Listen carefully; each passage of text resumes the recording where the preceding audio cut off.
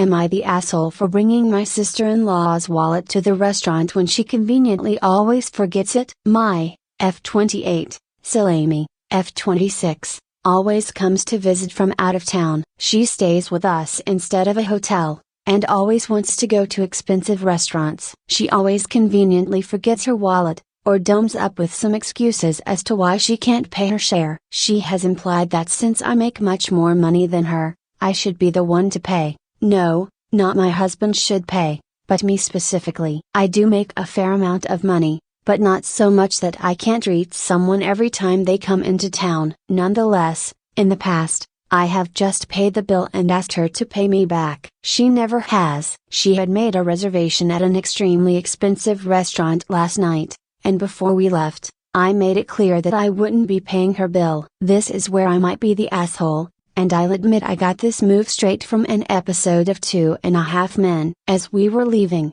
her and my husband went to the car. I pretended I forgot something and went back inside. I found her wallet sitting right on top of her suitcase. I put it in my purse and we went to the restaurant. When we were done eating, I asked for separate bills. She said no, we need one bill, because she forgot her wallet again. I reached in my purse and said, "This wallet." She was extremely furious. She said that I should not have touched or grabbed her wallet. So am I the asshole?